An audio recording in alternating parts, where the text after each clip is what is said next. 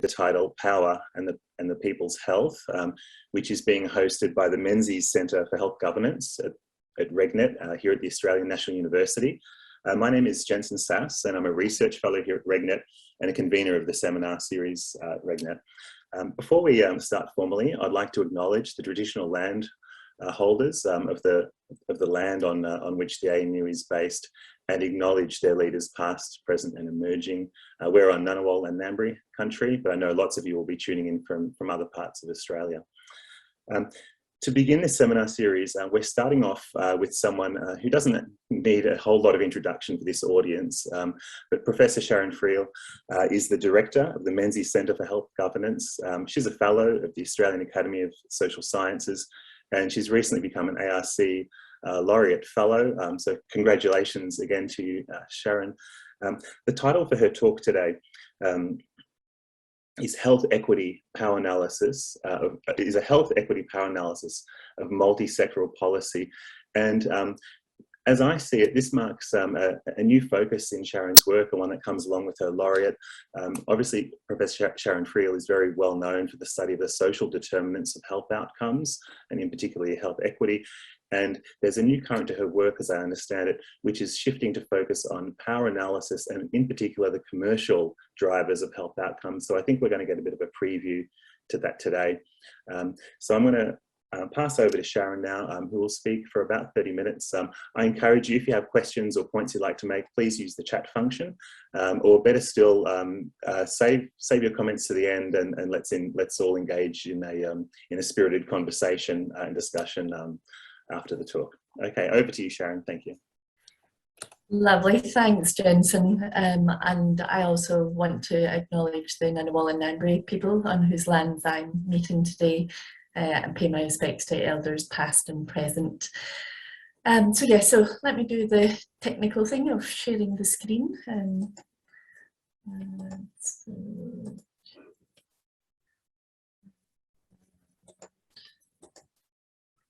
So I'm hoping you can see that okay. And yes, so we're very excited to bring this webinar series to you. It draws on work that the various speakers have been doing for a number of years, and I'm going to speak today about some work that came out from our Centre for Research Excellence on the social determinants of health equity, which was this health equity power analysis. The webinar series, just to remind people, there's 4 pieces to it, so I'm up today, and then we have Phil Baker speaking next week, looking at the politics of baby food, so really getting into some of the corporate and commercial determinants. Then Fran Baum will speak about the People's Health Movement as a case study, really people power, a sort of transnational social movement. And then finally Patrick Harris will speak about bureaucratic power and some of the really nice analysis that he's been doing in terms of city planning. So today, as I say, I want to speak about the work that has come out from a 5-year programme of work, the NHMRC Centre for Research Excellence on the Social Determinants of Health Equity. I'm just going to say CRE from now on. This was just a marvellous group of people from a number of different organisations, you can see listed there, working on sort of slightly unusual things to what we might often work on in health equity. So often we describe the problem of health equity and the relationships between the social determinants and the inequities in health outcomes. There's also been a lot of work looking at the what could be done to address health equity, so some of the policy prescriptions. But what we were focusing on in the CRE was the how, trying to understand how action, policy or otherwise, how action does or does not happen. And so thinking about interests, institution structures, ideas, these issues of power are all swirling about together. That's the technical term for that. So in the social determinants of health, what were we looking at? And still when I tell people that I work on health and health equity, they still think I'm working on healthcare or medical services or specific diseases. We're not. There's some of that, of course, but we're really asking the questions of the factors, the societal level factors that shape the distribution of well-being, of keeping people healthy, and of course poor health outcomes, and that's social distribution. And so we're focusing in the CRE, we focused on the daily living conditions, so issues of urban planning, of employment, of our employment conditions, for example, and then these structural drivers that shape the daily living conditions, these structural factors of power, money, and resources. So that's what I'm talking about when I say the social determinants of health equity, way out into big structural policy issues through to the daily living conditions. And in the CRE, we were asking the questions, particularly of public policy. What was it that enabled or constrained the consideration of health and health equity throughout the messy, messy policy? We call it the policy cycle, but of course it's not that straightforward. But from questions of what is the policy and how, the problem, how it's defined, through to policy agenda setting, the actual formulation of the policy itself, implementation, and through into evaluation across a number of different policy areas, from macroeconomics through infrastructure, employment, welfare reform, land use, and also healthcare. How do these issues of social and health equity get into these policy areas? If they get in, how are they formulated and implemented? How does it translate from the policy into implementation?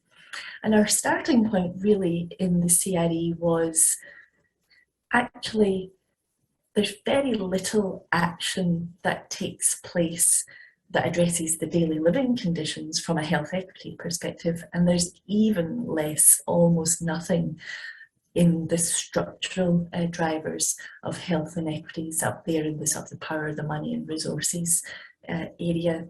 There's very little attention in macroeconomics, trade, infrastructure, employment, working conditions, very little attention to health equity. And you might say, well, of course not, because that's not what they're set up for. But there have been many people for many years advocating for action in these multi-sectoral policy domains in ways that achieve positive welfare outcomes, including health, well-being and health outcomes. And so that sort of led us to say, and this was just a picture of some of the marvellous people that were involved in the CRE. I should have said myself and Professor Fran Baum were the co-directors of it. It was a marvellous, marvellous team of people. And this was at one of our annual writing retreats. For those of you who are involved in large projects and team working, I can't recommend annual writing retreats highly enough. Just a lovely week of thinking and tossing ideas around together and writing. But anyway, what this was all about was really trying to ask the question of why is there a lack of attention to the structural drivers of health inequities?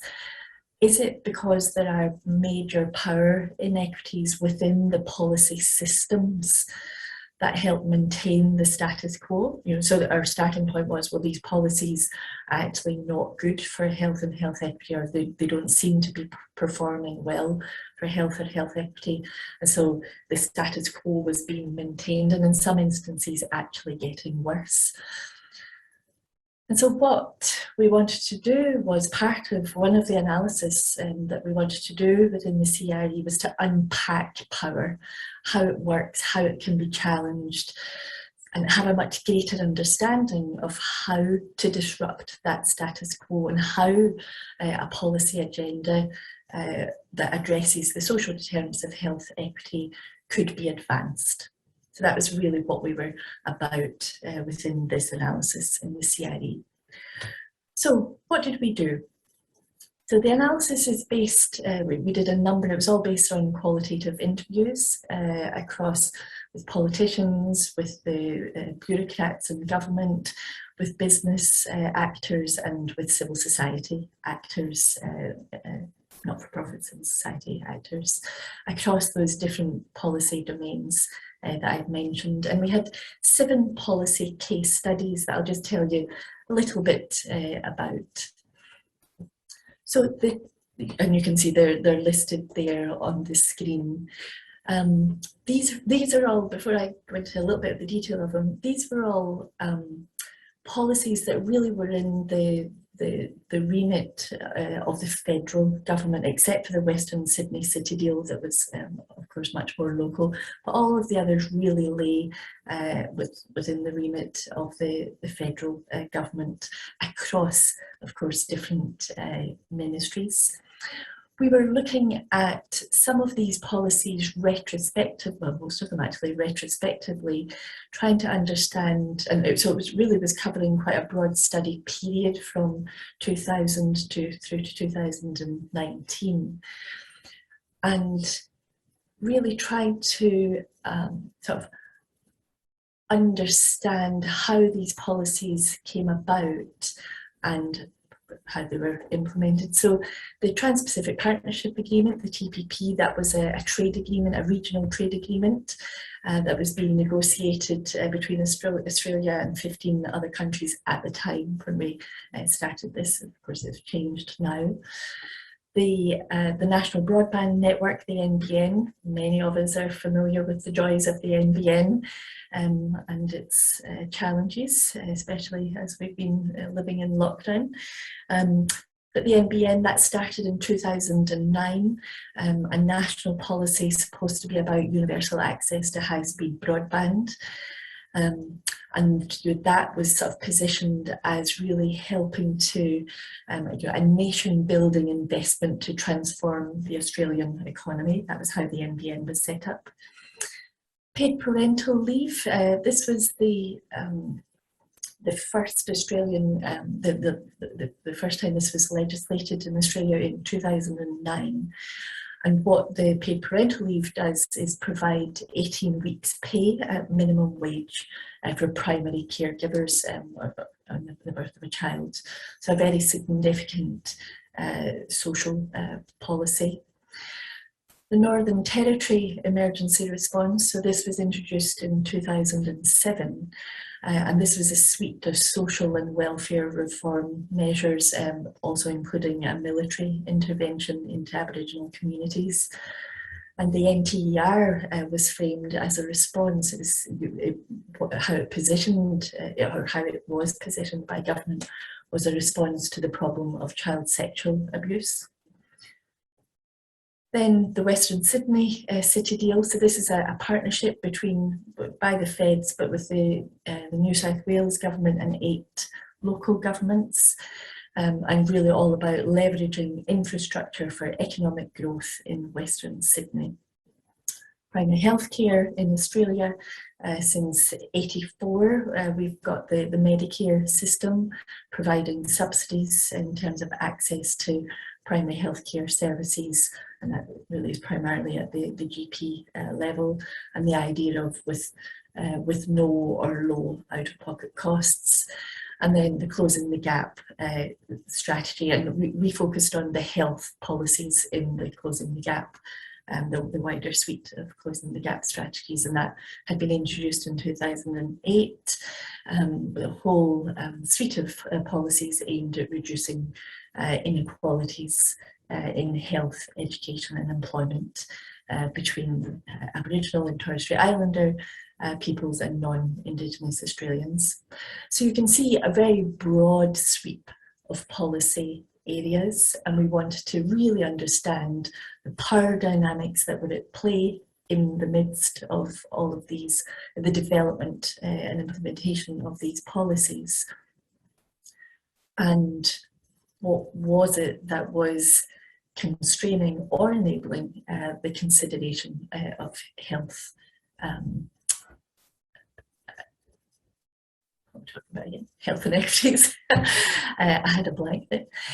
So if they were the policy cases, I just want to spend just a little bit of time talking about power, given that that's what this is all about. And we were really looking at both the sort of the structural and the agentic power, trying to think of think of these on a continuum, on a spectrum. It wasn't just about agency and it wasn't just about structure.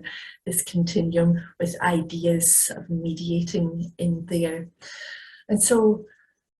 Thinking about structural and agentic power really allows us to examine the institutional factors that are both enabling and constraining different actors, the different actors' choices and their behaviours, the way that they navigate and change processes to try and achieve their goals, their interests. And from our perspective, how all of this ultimately affects public policy's ability to achieve health equity.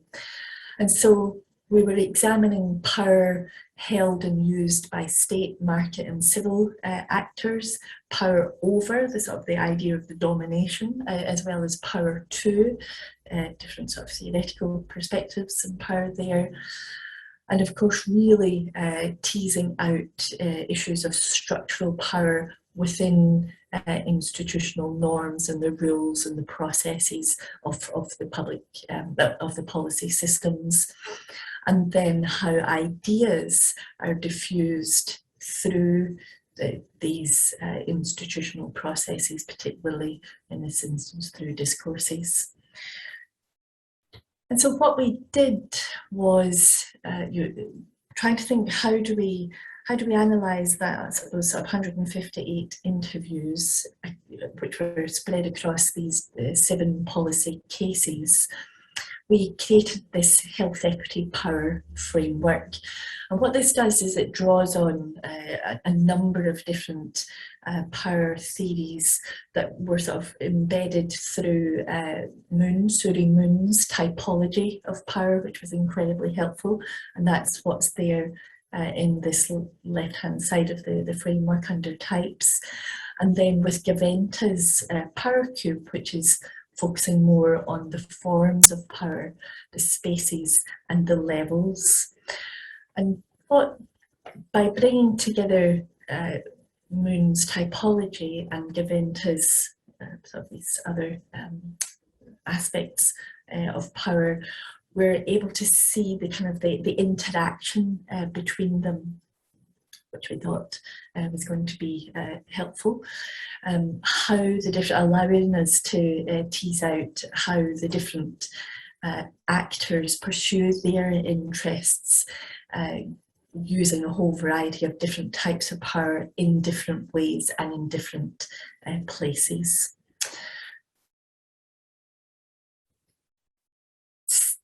So taking this power framework, and really this hadn't been, so there's been a sort of a power analysis done, certainly conceptually done in the healthcare work before, but what we're hoping that this is useful for is really certainly being able to think about the wider social determinants of health inequities. It really takes us to this intersection between policy, governance, and the social determinants of health inequities. And certainly now, as the field, as the social determinants of health inequities field has been evolving, and as Jensen mentioned, a much greater attention to the commercial as part of that work, the commercial determinants, which of course incredible power issues happening there. We really are hoping that this framework will be useful for a number of different types of analysis and helping to make a power analysis very explicit when we're asking questions of not just health inequities, but I'm planning to do something like this as part of the laureate work, which is looking at planetary health equity. Before I get into some of the findings, people may be more or less familiar with the different aspects of power and perhaps these different types of power, but I do just want to spend just a little bit of time speaking about the types and the forms. And well, I should really have started all of this part of the remarks by saying everybody has power. All actors hold power. It is everywhere. Sometimes it is very, very visible. Sometimes it is hidden. And sometimes you don't even know it's happening. So why we think and behave, the norms that we experience within society are arguably invisible forms of power, and I would argue invisible forms of structural power. But the structures of society, the social structures of society, so I'm now jumping into the types of power, really help create the norms, the ways of being, the rules of the game, which then of course play out through some of the institutional processes and institutional power, a very close relationship there. Economic power, I think, is sort of kind of obvious. If you've got a very large dollar sign in front of your name or in your pocket, then that opens all sorts of doors potentially. And physical power, some of and you'll see this in the Northern Territory emergency response with the military intervention, actually using physical might, so the domination over that type of power at play. The discursive power really is where the use of language, of frames, of metaphors, of visual imagery to convey, to influence cognitive understandings and beliefs, which then embed themselves into institutions and institutional norms and social norms and practices. And the moral sorts of power, types of power, comes, if you think of somebody, I was just trying to think of who would have moral power at COP26 at the moment. Somebody like Attenborough, I'd love to say some of our Australian leaders, but I'm struggling to think that we're seeing moral power being exerted in the discussions of COP26 at the moment. But you're some of those authoritative figures who we revere and respect, that brings moral power. And then of course expert power. Many of us, I suspect, on this call are academics, researchers. We like to think we bring some of our expertise into policy, public deliberations, and that brings with it authority and legitimacy. And then the network power is where we make use of and try to influence others through our connections and collaborations and coalitions. And all of that plays out in different spaces. Sometimes it happens in a very public, visible, invited space. So if you think of stakeholder consultations, people are invited to contribute to deliberations of policy formulation there. Sometimes it happens in very closed doors, behind closed doors. You don't know it's happening. You don't know who's involved in that.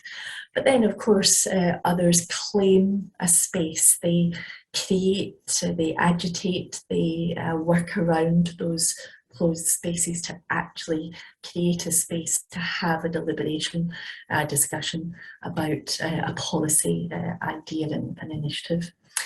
So it was these sorts of things that we were really interested in unpacking in these 7 policy case studies that I mentioned using this framework. So obviously I don't have time to go into all of the details. I'm just going to give you a flavour of what we found. So one of the kind of the top level. And if you're interested, I did have the reference to the paper that we published. It's a big, fat, meaty paper that we published in Social Science and Medicine. So all of the details of this are in that paper if you're interested.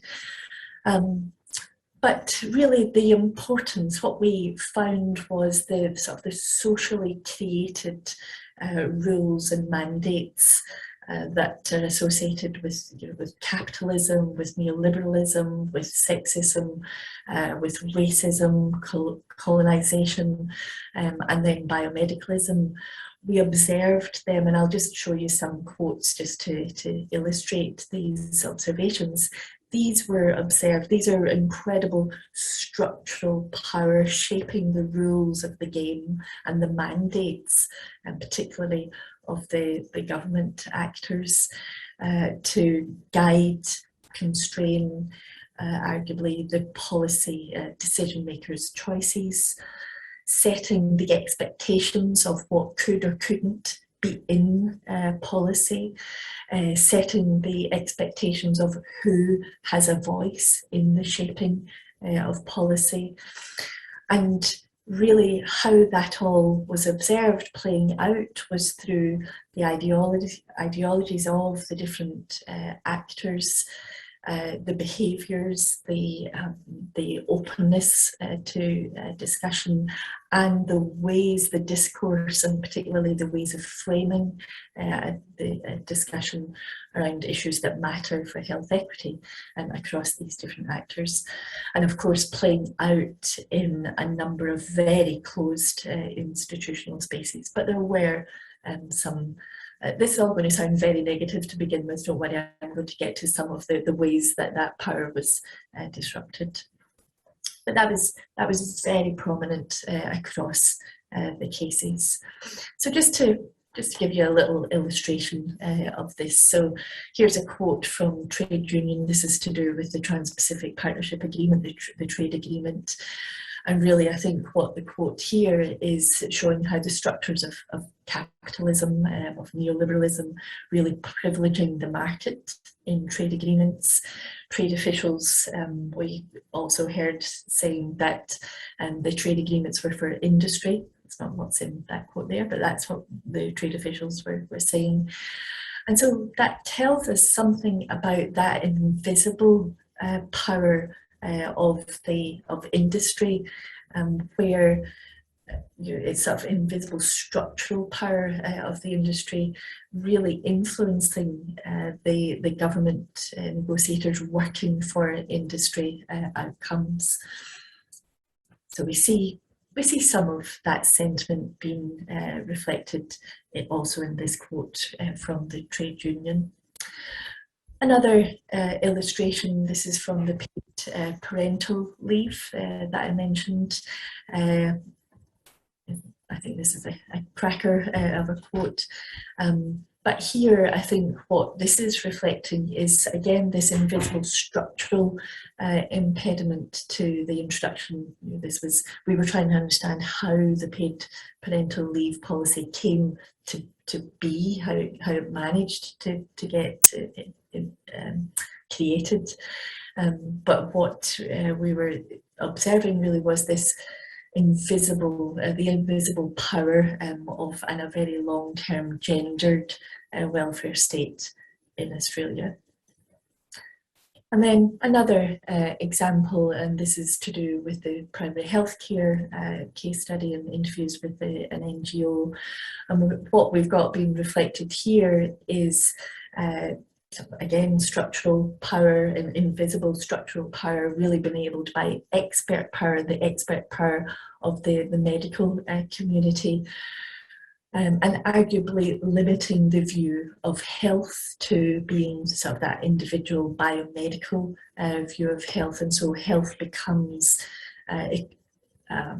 most amenable to a biomedical intervention rather than a social model of health, which many of us in the field have been kind of arguing for a long time. And so this, if this is true, the adoption of this sort of norm as to what health means, this biomedical view of health, that also helps to maintain the economic power, arguably, and we saw this coming up in the data, the economic power of that whole sort of the therapeutic, the medications, the behavioural programmes industry that seek to serve and cultivate health. But really, I want to point to what was so insidious, particularly in the Northern Territory emergency response, and we absolutely saw the structures of racism and colonisation.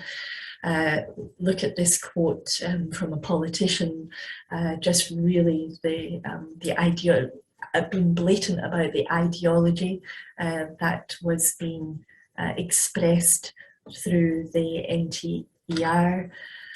We see again with the NTER, really this closed institutional power being used, an Aboriginal civil society voice telling about how they just couldn't even get in to have a conversation about this, the bureaucracy being closed to the voices of Aboriginal civil society. And then the way of speaking, the power, the ideational power through framing, the way of speaking about Indigenous people being reported in parliamentary debates. So some of the consequences of this really strong structural, institutional and discursive power being played out. We get a focus on the individual, we get support for a deregulation, a market-enabled environment, we get absolutely entrenched racist views and practices, and we get this norm that health equals medical care. We were also observing, and we see this in other analyses, that these institutional power inequities between government departments create little ability to cross the boundaries between departmental silos or agency silos, which helps also to enable, I'll separate that remark, we also see the consequence of policy path dependency, an incrementalist approach to policy, and in some instances rolling back really good policy. And of course, out of all of this, there are winners and losers. And in Australia, we're absolutely seeing incredible losers with a widening in health inequities. But I said it wasn't going to be all negative, but I should preface that remark by saying it's not really a super positive story. But we did see the weapons of the structurally weak being used, very creative use of existing institutional processes, making use of those institutional arenas that were more receptive to a social health equity agenda, and actually just creating new places for these deliberations and engagement. And again, just some little illustrations of that. So here, again, to do with the paid parental leave policy, a trade union representative telling us about forum shopping and seeing how different supportive institutional environments helped move the paid parental leave agenda forward. So there you've got the Human Rights and Equal Opportunities Commission inquiry, Productivity Commission, the fact that they weren't in the industrial relations space, being more open, more receptive to this type of agenda. That was very important for moving the paid parental leave agenda forward. So and this was the different coalitions of advocacy coalitions seeing the opportunities of trying to advocate for this agenda to move into these different venues, and making important use of strategic framing. Again, you can see a women's organisation speaking about the PPL. They just weren't actually getting anywhere talking about this as a human right and understanding the importance at particular points in time of using an economic framing to get it onto the agenda. So being strategic. And Belle Townsend, who was centrally involved with a lot of the agenda setting work, created this analysis where she looked across these different policy case studies to see what was it that was important in the agenda setting phase of these different policies, particularly the Trans-Pacific Partnership Agreement, well, a number of the policies. And yeah, do you like her play on the words here? It's great. So yes, of course, evidence and expert power was important. The discursive power through strategic, compelling framing, institutional processes of shopping it around finding the receptive institutional openings. Those external, and I'll focus particularly on the external policy process. This was about a claiming power. We saw this happen in the Closing the Gap strategy in particular, where there were a number of Aboriginal and Torres Strait Islander community groups who just made established spaces for discussion that created such pressure on government that they then did eventually get invited into that internal policy process. And of course the coalition building, the network power, making use of both the expert power to help enable and build those coalitions, and yeah, targeted messaging, which relates also to the strategic framing.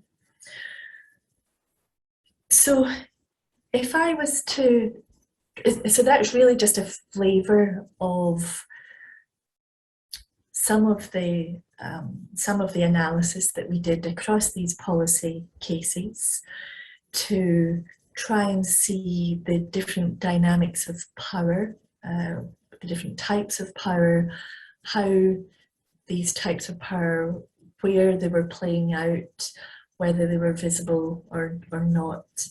And obviously I just haven't had time to go into all of that in a lot of detail.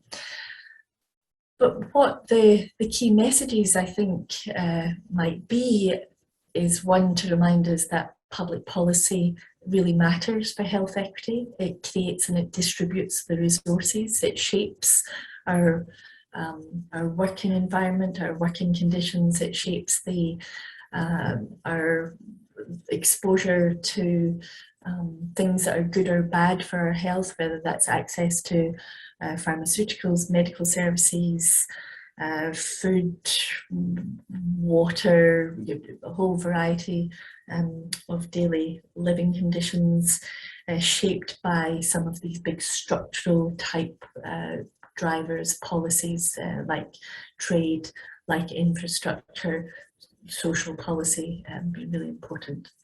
So we must remember that that broad suite of multi-sectoral public policy is so important if we're talking about health inequity or health equity.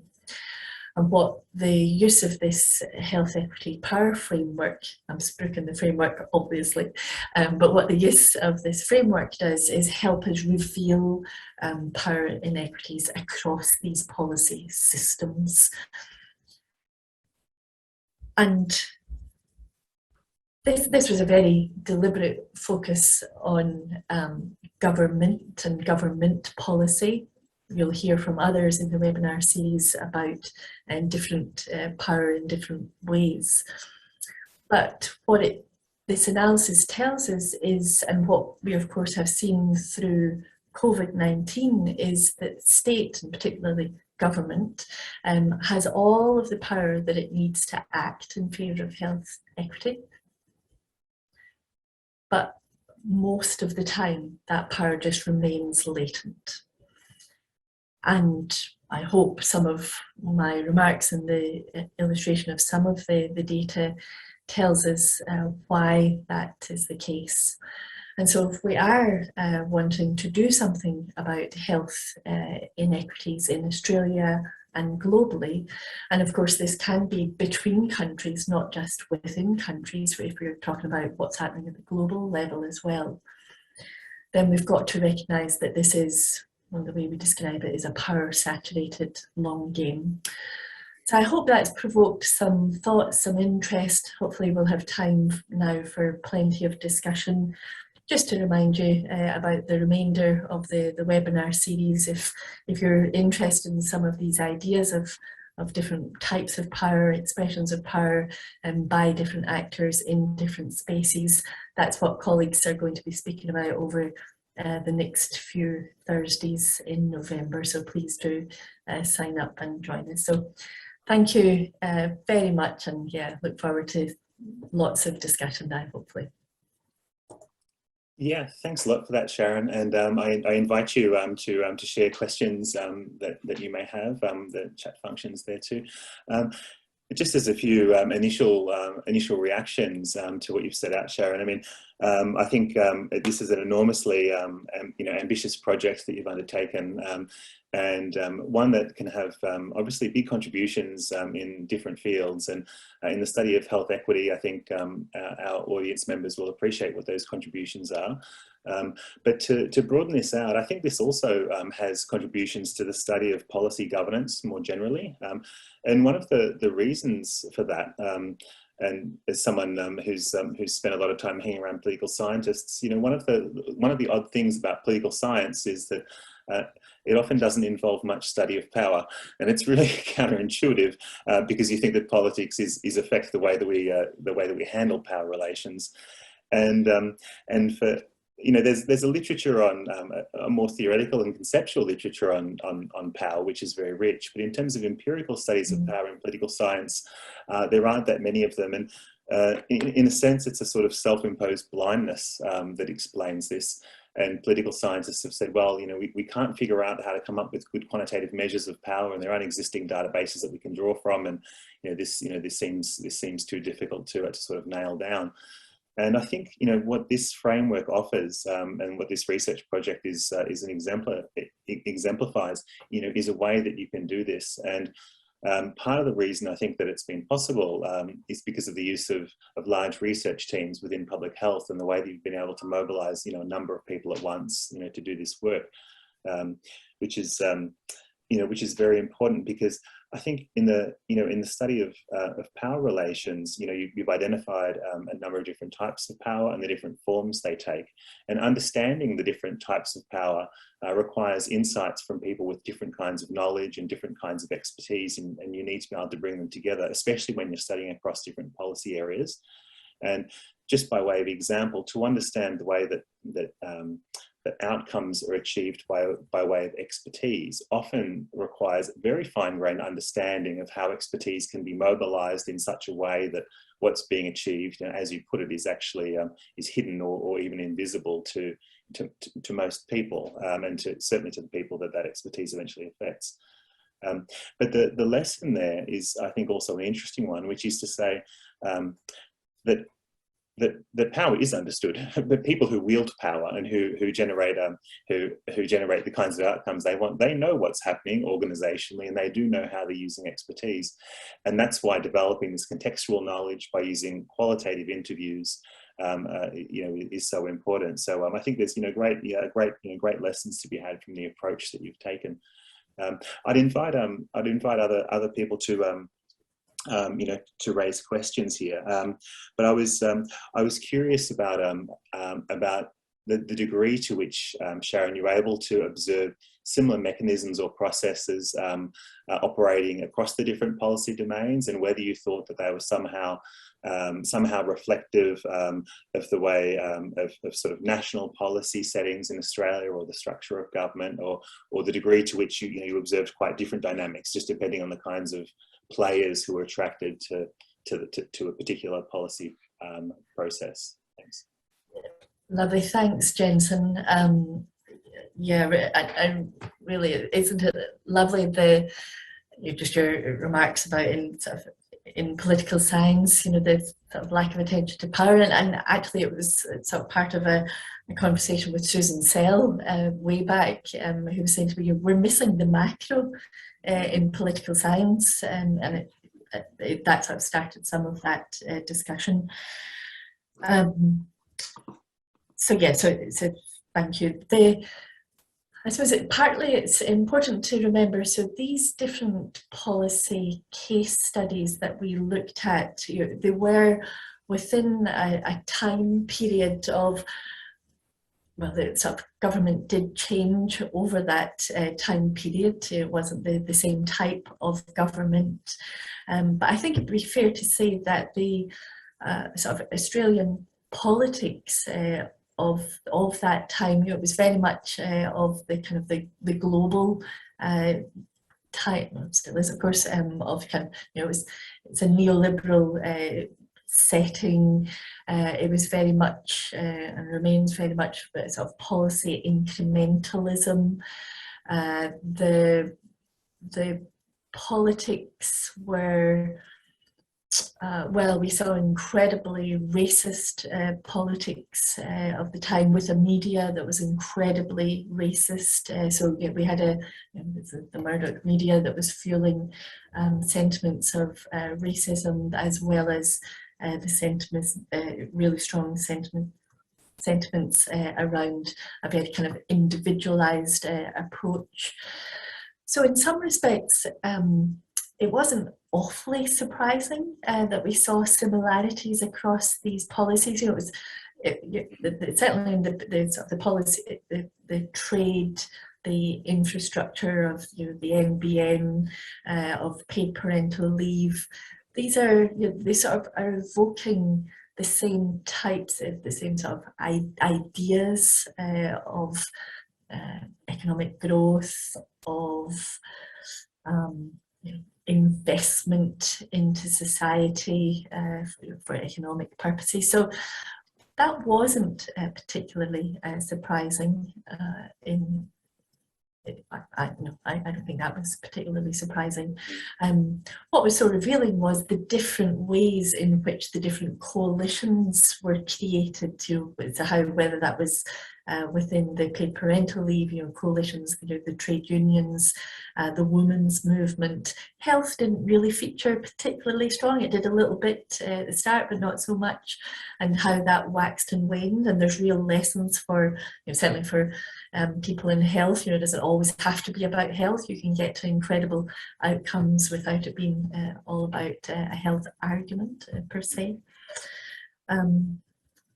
Yeah, I might just stop talking because I see some things coming into the chat. Well, there's a second question that we could tie directly there. So from Matt Fisher, who asks, has COVID-19 changed the dynamics of power in any way favourable to health equity? And I just want to elaborate a little bit on that based on what you've just said. So I guess one thing that you captured there is that there's sort of something like period effects on the way these different policies played out, and that's on the basis of this being this period of globalization, and there being a long-standing way of thinking about market-state relationships that that affected lots of areas of policy, and inclination towards incrementalism. And I guess one of the things that's changed since COVID-19 is the incrementalism has gone away, and there's been policy that's been formulated very quickly at very large scale, and it sort of struck me that perhaps Australian the federal and state governments in Australia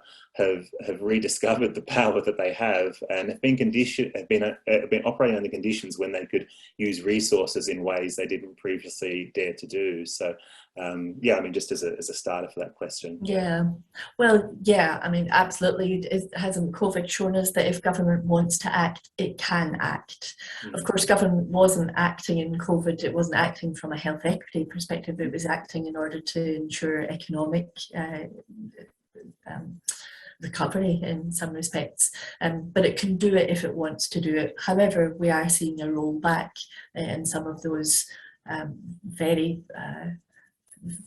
hopeful measures, particularly around JobKeeper and JobSeeker in particular. And a plug for our seminar next Tuesday, not the Thursday one, but the Tuesday one, which is when we're going to release the Health Equity Report Card, where we've done an analysis of the COVID-19 policy responses. So tune into that. So COVID has told us they can do it if they want to do it. So does that mean the dynamics of power? So health has elevated up in the discourse, both the political and the public discourse. Absolutely.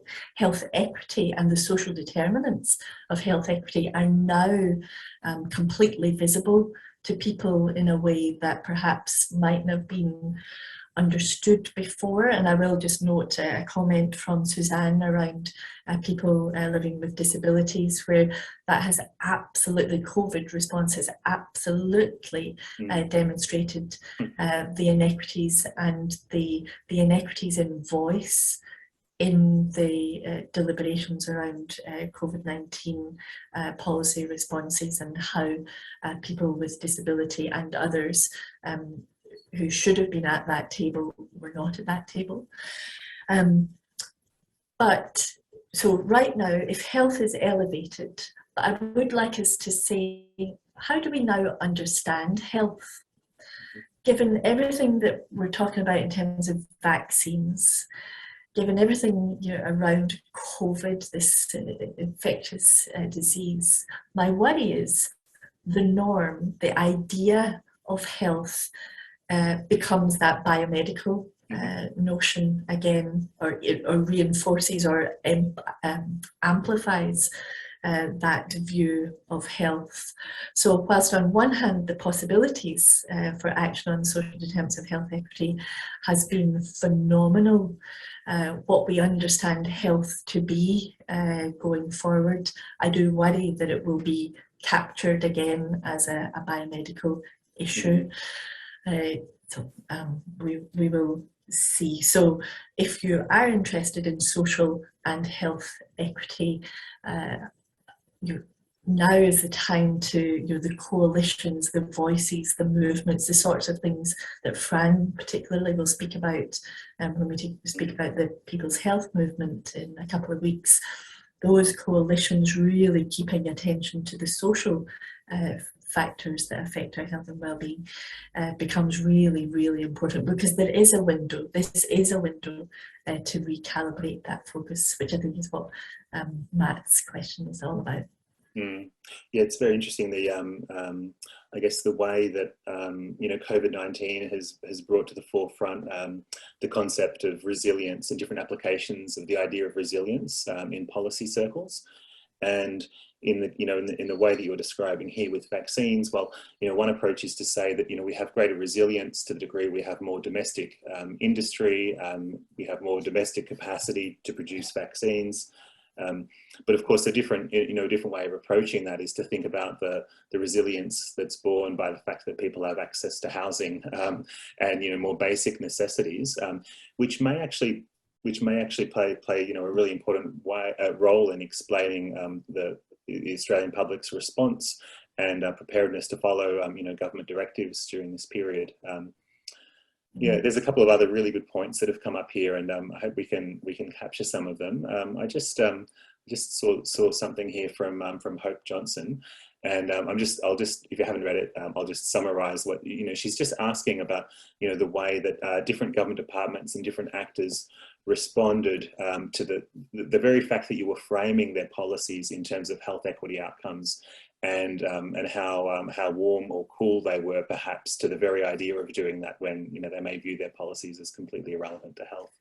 Yeah, no, it's a great question. And some people say, oh, this is all about the health imperialism. Why do you think it should be all about health in these other areas? And that's a very important point, and a very important lesson from the work it's called the Health in All Policies approach, trying to bring health into all policies, but some really important lessons from there as to not being all about health. And it is about recognising that actually, just good urban planning is good urban planning, and it doesn't have to be spoken about from a health perspective, but good urban planning would have incredible implications for good health outcomes as well. And so I hope your question is spot on. Of some policy areas just look at you as if you're for the birds when you're talking about health, and say, well, what on earth does that have to do with us?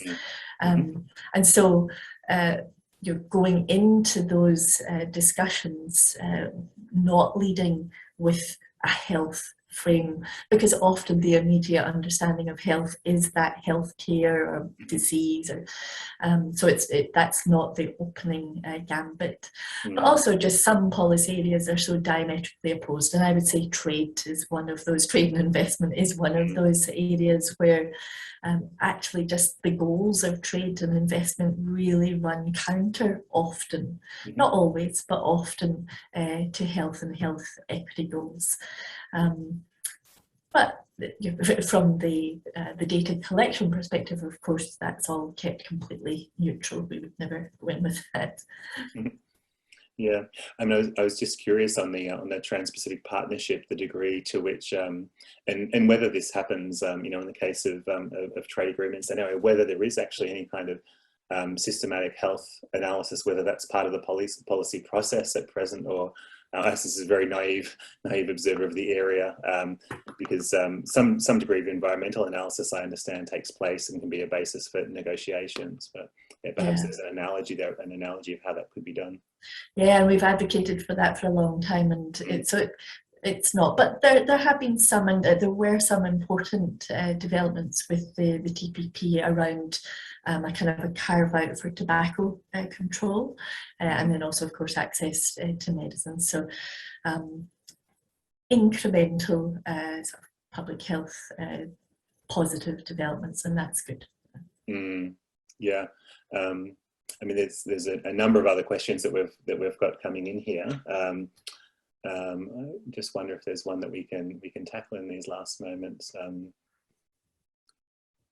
There's an earlier question from Shanti Amaratunga, which has to do with thinking about health equity, where you're not just thinking about equity within countries, but across countries, and the degree to which that way of thinking came up in consequent as a result of COVID. With respect to vaccines, so I'm not sure if that's Yeah, absolutely. So our analysis was within Australia, within these different policy domains, but these different types of power, these different spaces and forms of power, of course, play out at all levels, and that's also part of Giventa's power cube as well as levels. And so, yes, you can see these different types of power being used between countries, in particularly, you know, with the COVID stuff, but also sort of between countries to the kind of the multilateral, the UN organisations as well. I mean, if you think about the power dynamics between the World Health Organization, the World Bank, and nation states, for example, and how that shapes policy. I'm not talking specifically about COVID now, but just how that shapes. I mean, if you think of the structural adjustment reforms that happened in many low and middle income, low income countries, that was all about, well, not all about, but that was power dynamics at play right there in terms of what countries were being, was being demanded of countries. You know, economic and structural power. So it happens in all sorts of vertically and horizontally as well. Yeah. Look, we're coming very close to 1:30 now. So I just wanted to thank you again, Sharon, for your talk today. There's many questions that have gone unanswered.